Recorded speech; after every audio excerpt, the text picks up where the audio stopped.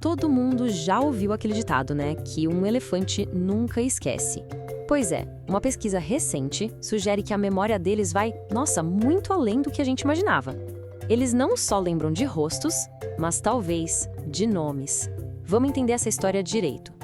Sabe, essa é uma daquelas perguntas que fascinam qualquer um, de cientistas a simplesmente quem ama os bichos. Será que os animais conseguem se chamar de forma específica? Usar um som único para um indivíduo específico? Essa análise de uma pesquisa novinha em Folha pode ter uma resposta bem surpreendente pra gente. Mas antes de pular de cabeça nos elefantes, é super importante entender uma coisinha: a diferença entre dois tipos de nomes no mundo animal. De um lado, a gente tem o que se chama de rótulo imitativo. Pensa num papagaio que aprende a imitar o assobio de alguém para chamar atenção. É uma cópia, certo? Do outro lado, tem os rótulos arbitrários, que é o caso dos nossos nomes.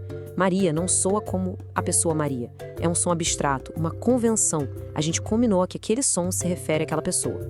Ok, com essa diferença bem clara na cabeça, vamos dar uma olhada no que a ciência já sabia sobre nomes no reino animal, antes dessa descoberta incrível sobre os elefantes.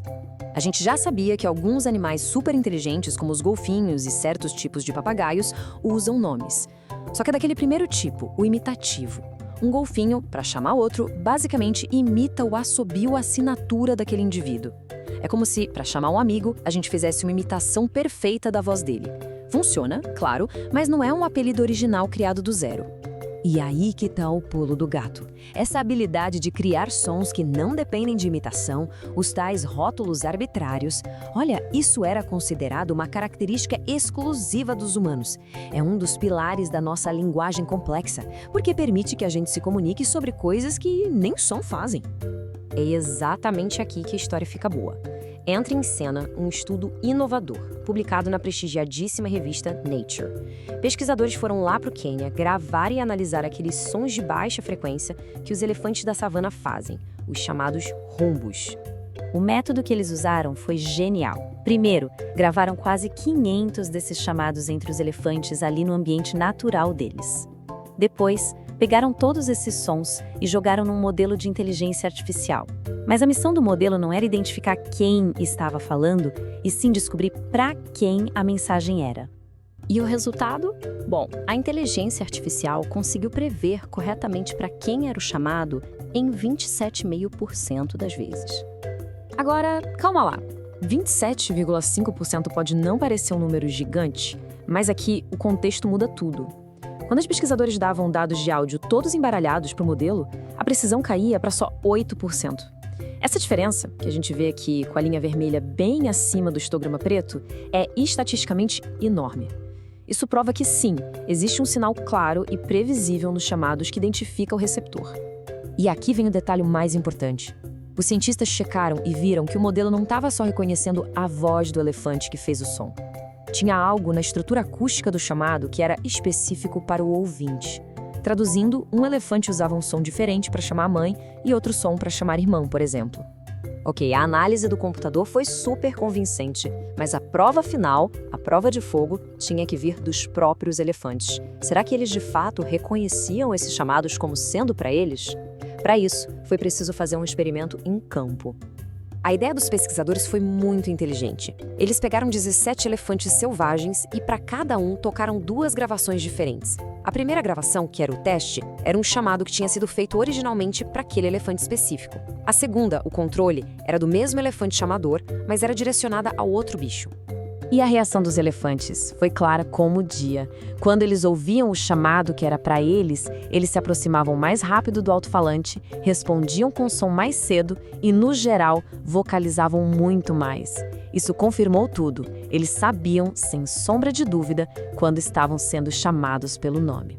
Certo, então ficou provado que elefantes usam nomes. Mas isso traz a gente de volta para aquela primeira pergunta, a mais fundamental de todas. Esses nomes são só imitações, como nos golfinhos, ou são algo totalmente novo e mais complexo? Essa é a pergunta de $1 milhão. Se for só imitação, já é incrível. Mas se não for, bom, aí a coisa muda de patamar. A resposta, baseada em todos os dados que eles coletaram, é um sonoro e surpreendente não. Os pesquisadores descobriram que, na maioria das vezes, o nome que um elefante usava para chamar outro não tinha absolutamente nada a ver com a voz do receptor. Pelo contrário, era um som distinto, um rótulo inventado. Isso é uma evidência fortíssima de pensamento abstrato. É literalmente a criação de um apelido. Então, para a gente resumir as descobertas, elefantes usam nomes? Sim, com certeza. Esses nomes são imitações? Não, não são.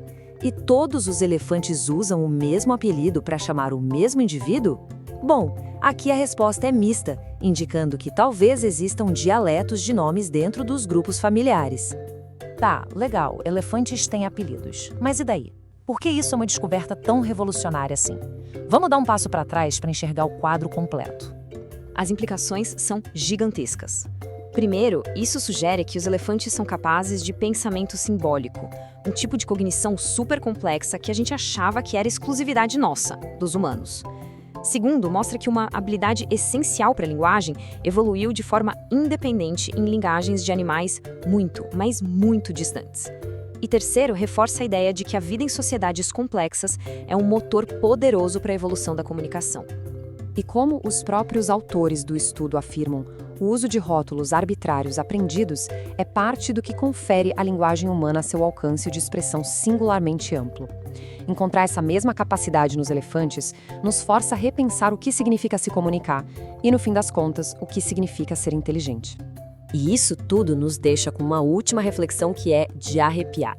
Essa descoberta não é só sobre nomes, é sobre abrir uma portinha para uma complexidade de comunicação que a gente mal começou a desvendar.